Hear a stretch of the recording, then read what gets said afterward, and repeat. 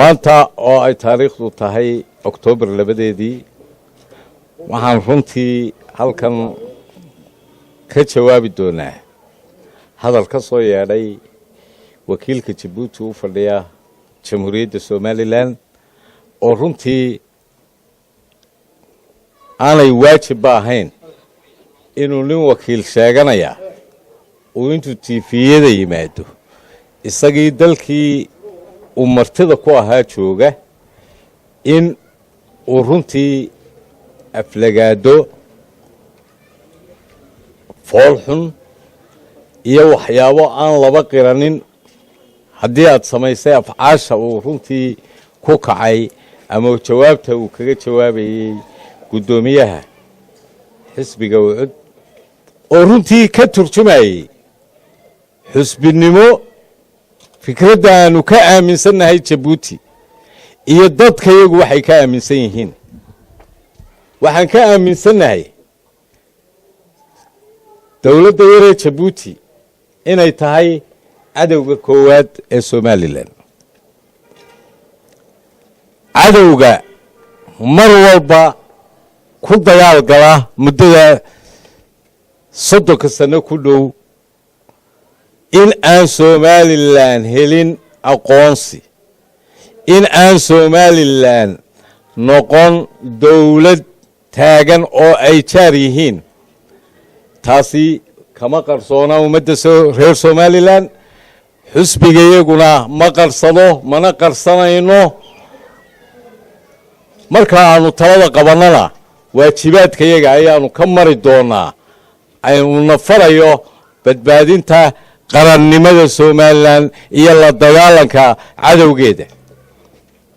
waxaan intaas u sii dhaafayaa waxaan mar labaad u mahadnaqayaa dadweynaha reer Somaliland meediyaha warbaahinta ilaa xalayto ay ku difaacayeen qarannimada Somaliland iyo hadalladii gudoomiye Faysal oo Djibouti yiri aad iyo aad baan runtii idinku mahadnaqayaa xisbiga doonaha ado shacabka Somaliland oo dhan ayaa ka howlgalay xalay haddaad Facebookyada daawato dareenka dadka ayay ku tusinaysaa meediyaha waan u mahadnaqayaa qaarkood qaarna waan cambaaraynayaa waxa ugu horeeya TV-ga qaranka oo ninka sheeganayay wakiilka Djibouti oo ay runtii xaraan tahay inuu noo jawaabo iyo inuu hadlaba oo ka baxay anshixii diblomaasiyadda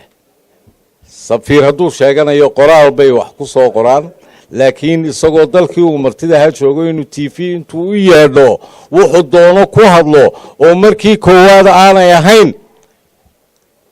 runtii waa nasiib darro in waliba TV-gii qaranku aanu ahayn kuwa private-ka inuu soo qaado ama hadalkiisa buunbuuniyaan aad iyo aad baan uga xunahay waxaanaanu leenahay wasaaraddu waa inay degdeg uga qaadaa tallaabo ciddii warkaasi ka soo duubtay iyo waxaad ogtihiin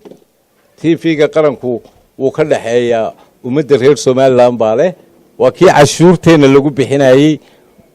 idinku way isdabartaan kama yeelayno inuu markaanu qabanayno annagu ee aanu dalka difaacayno ama aanu sheegayno dhalala xukuumadana uu sheegi waayo cadowga Somaliland warkooda runtii inuu buunbuuniyo wax laga dul qaadan kara maaha waxaanaanu geyn doonaa maxkamadda sharciga iyo xeer ilaalinta ayaanu u gudbin doonaa muu imanin shirkayagii muu imanin aanu qabsanaynay ee golaha dhexe kii wadani muu imanin lagama sii daynin waa xusbiyadana waa arkaantii qarannimada weeyaan runtii xusbiga talada haya iyo xusbiga aan talada hayn ee mucaaridkii way u siman yihiin marka laga hadlayo warbaahinta ee qaranka laga hadlayo hadday TV-ga tahay iyo hadday tahay idaacadda hadday tahayba sida daraadeed kama yeelayno inuu cadowga Somaliland war ka soo qaado TV-ga private-kii waa gaarba warbaahintu way madax banaantay laakiin TV-gii qaranku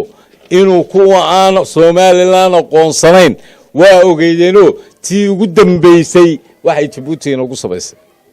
madaxweynaha casumeen meel keliya calanka Somaliland lama daba dhigin ka Jabuuti baa mar walba daba yaalay iyadoo u taala xukuumaddu hadday taa raalli kaga tahay laakiin dadka reer Somaliland raalli kama aha waanay og yihiin Jabuuti waxa ay u tahay ama dagaalka ay kula jirto hadday tahay xagga ganacsiga hadday tahay xagga jiritaanka hadday tahay xagga nabadgelyada waa ogtiinoo yaroo taariikhan idinsiinaya Jabuuti xorriyadeedii waxa uu sabab ahayd Somaliland Maxamed Xaaji Ibraahim Cigaal digool 1968 markuu u saxeexay uu yiri iyaga xorriyadooda hala siiyo oo gooniha isu taagaan yoha waa shalay madaxweynaha halkan ee sida maanta ay inoogu dheeleelayeen ugu dheeleelayay inanka Jabuuti haysta way og yihiin dadka iyaguna kuwii u dhimanayay 67kii ee caruurta Hargeysa joogtay kuwa Burco joogay kuwa Ceerigaabo joogay kuwa Boorama joogaba banaanka loo soo saarayay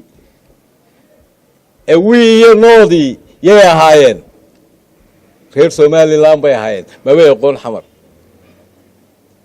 waxa intaasi dheer kuwii u dhintay 80% ee u galay halganka ee jabada hubaysan abuuray reer Somaliland bay ahaayeen laakiin way ilowsan tahay Jabuuti way ilowsan tahay xamarta inaga inala jecelin iyagu may ku darsadaan inanka wakiilka baa wuxuu yiri waa madaxweynaha Soomaaliya oo dhan anaga madaxweyne nooma aha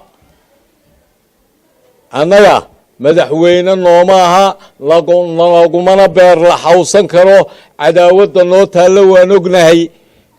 waxaan ognahay inta ganacsato carafadii ugu dambeysay intuu macshar samaysto xoolo yaanay ka dhoofin berbere waxay ka dhoofayaan Jabuuti bay ka dhoofayaan kamay hadlin dawladeenu ganacsatadii maxaa gaaray hadaba 300 oo ganacsato ah oo dabaqada dhaxa oo nin waliba 2000 oo neef dhoofsanayay ayaan maanta dalka dib ugu soo noqonin oo lagu dhacay Jabuuti waa ogtihiin inaan xuduudku xaggeena uu ka furan yahay oo waa laga gala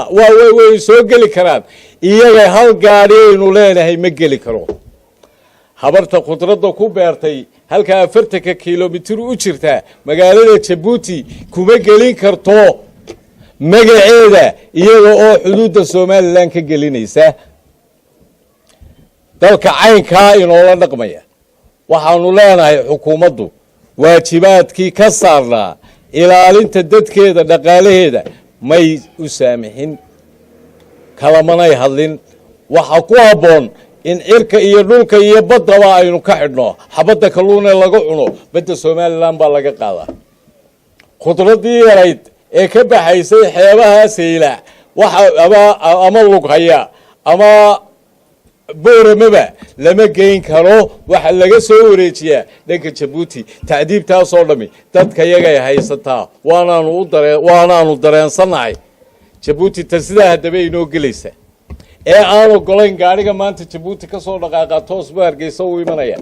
laakiin keena halka ka dhaqaaqa ma geli karo Sayla ayaa lagu joojinayaa uma banaana inuu galo isagoo ka eegaya waxa uu la wareegay haddana isagoo sifayaal kale oo ganacsi soo maraya maanta dekadii berbera inay xilintaabay ku dhowday 45% konteenaradu ay soo maraan Jabuuti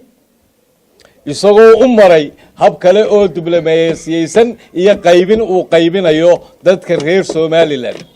cadawga iyaga koowaad baan u aragnaa hadday xagga dhaqaalaha tahay taa gudoomiyuu ka hadlayna runtii waan ayidaya waxaan ku soo gabagabeynaya oo runtii aad aan uga xumahay anu kulay reer bari baan ahaa de marka sixir iyo xisijo wax la soo qaado aad baan u didnaa waxa uu sheegtay ninkaasi uu yiri waanu kula daalay madaxdiina afka soo bara waan oran lahaa af diblomaasiyadeedna maaha waa mid anshaxa ka baxsan dhaqankayagana maba aaminsaninba sixir iyo falbaaydi qaban maba aaminsaninba shiikha gudoomiyaha iyaguna iyo dhammaantayana waxaanu ka sidanaa xijaab baanu ka sidanaa nama qabtaan leenahay lama qabto waxaad sheegtaa tidhi waanu idin fallay oo waa ku joogi weydeen dee nama qabtaanu leenahay runtiina waa arrin foolxun wax la sheegtana may ahayn qofka fal sheegta ama sicir sheegtaana dee horta waaba gaal tii diineed buu ka baxay tii dhaqankuu ka baxay waxaanan leeyahay adigay kugu kooban tahay waxaan ugu dambaysiinayaa waxaan xukuumadda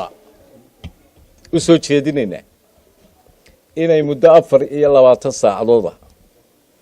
haddii xamaamo badani ka taalana 48 saacadooda in dalka lagaga saaro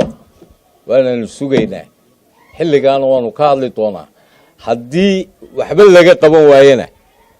arrintaasi waa cambaar labaad oo xukuumadda ku soo noqonaysa maadaama TV-geedana laga sii daynayay iyaguna inay la qabaan ayaanu xusbi ahaan u qaadan doonaa waxaan ku soo gabagabaynayaa masallaha nin aanay dhigayn midig ma saaraayo masallaha ninkii aniga iga maarmi karaa uma muraad yeesho Somaliland iyo Djibouti labaduba waxay sheegaan in xiriir wanaagsan ka dhaxeeyo safiirku uu sheegay Somaliland uu sheegtay markan safiirka Djibouti Hargeysa ayaa idin jawaabay kol horena safiirka Somaliland ee Djibouti jooga idin jawaabay idinkoo u cida mar haddii leeyihiin labaduba xiriir wanaagsan baa naga dhaxeeya ma wax gaar ah baa jiro idinka Djibouti ka doonaysaan adeer waa been cadowgeena koowaad waxaan kuu sheegay inaan gaari aynu leenahay intuu halkaa ka tago oo nambarka Somaliland sitaanu xuduudka ka talaabay xiriirka wanaagsan naga dhaxeeya xaguu joogaa maaha ashqaas cadeeyde ashqaasi haysato baasaboorradooda